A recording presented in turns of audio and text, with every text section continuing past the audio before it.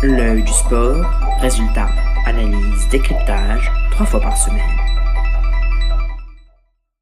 Madame, monsieur, bonjour, un très grand PSG, le Tour de France, il a fin aujourd'hui dans l'œil du sport. Le casque sur les oreilles, le volume au maximum, un verre à la main, l'œil du sport, 8e édition, c'est parti.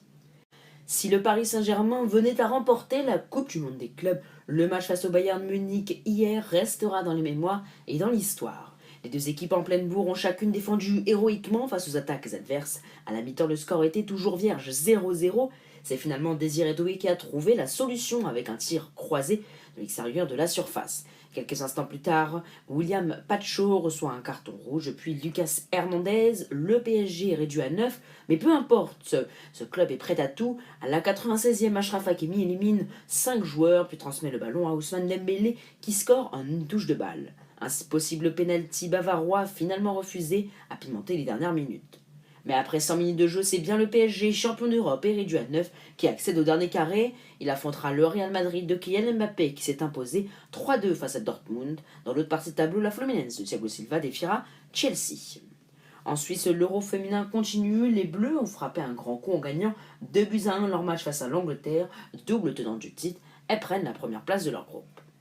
Des bordures, des abandons, des défaillances, le Tour de France a bien débuté. Le Belge Jasper Philipsen a remporté samedi la première étape au sprint. Il a porté le maillot jaune pour la première fois de sa carrière aujourd'hui à Lowenplank. Il s'est imposé au sprint devant Binyam Girmay de la Intermarché Wannsee et Soren Wenderskold de la UNOX Mobility. Il signe sa 10e victoire en carrière sur le Tour de France, un total que seul Tadej Pogacar atteint au sein du peloton. Lenny Martinez a lui vécu une journée bien difficile, arrivant justement la voiture Bali.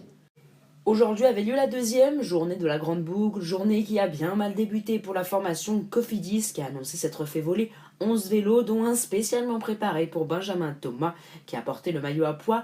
La formation nordiste a déclaré dans un communiqué « L'équipe Cofidis condamne fermement cet acte d'incivilité et appelle les auteurs de ces faits au civisme et à la responsabilité ». Sur les routes, c'est Mathieu Van Der Poel qui s'est imposé dans un sprint réduit. Il signe sa 2e victoire dans le Tour de France et empoche le maillot jaune avec 4 secondes d'avance sur Pogacar, son dauphin au général, et sur cette étape. Jonas Vingegaard est 3e au classement. Le Slovène portera le maillot à pois, Kevin Vauquelin le maillot blanc, tandis que Philipsen délaissera donc le jaune pour le vert des deux mains. En rugby, les Français ont affronté hier matin la Nouvelle-Zélande. Ils ont bien entamé la rencontre avec une première pénalité de seconde et une défense solide. Mais les All Blacks ont rapidement repris le dessus, marquant 3 essais avant la pause grâce à leur vitesse et leur précision. Malgré une belle intensité et plusieurs sauvetages défensifs, les Bleus ont fini par céder en fin de match sur une pénalité néo-Z. Vaillant jusqu'au bout, ils se sont inclinés de peu après une prestation courageuse et engagée. Même privés des finalistes du top 14, les joueurs tricolores n'ont donc pas déçu face aux Blacks, et prouvant ainsi que les joueurs alignés pourraient être titulaires dans presque toutes les sélections.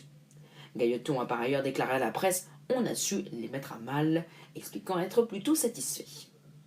En Formule 1, rendu chaotique par la pluie, le Grand Prix de Grande-Bretagne a été remporté ce dimanche par Lando Norris, qui s'est imposé devant son coéquipier Oscar Piastri, pénalisé de 10 secondes pour une infraction.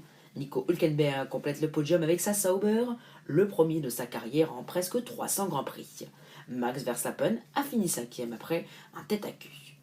En tennis, largement dominateur lors du début de son 8e de finale de Wimbledon contre Jordan Thompson, Tyler Fritz a été propulsé en quart par l'abandon de son adversaire 6-1, 3-0. Au tour suivant, l'Américain défiera Karen Khachanov après sa victoire en 3-7, 6-4, 6-2, 6-3 face au Polonais Kamil Majchrzak ce dimanche.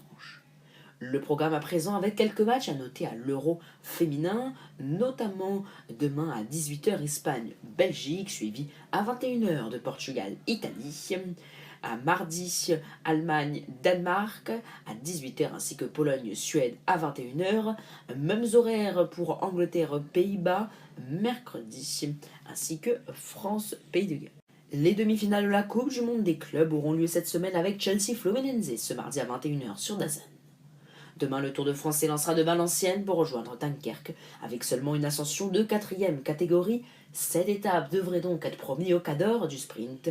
Binyam Girmay, Jasper Philipsen, Dylan Groenewegen. Les favoris devront rester vigilants aux bordures. Ce mardi, les coureurs partiront d'Amiens pour Rouen avec 3 ascensions de 4e catégorie et 2 de 3e dans les 30 derniers kilomètres, permettant de faire briller les punchers. Mercredi aura lieu le premier contre-la-montre entre Caen et Caen avec 33 km de plat.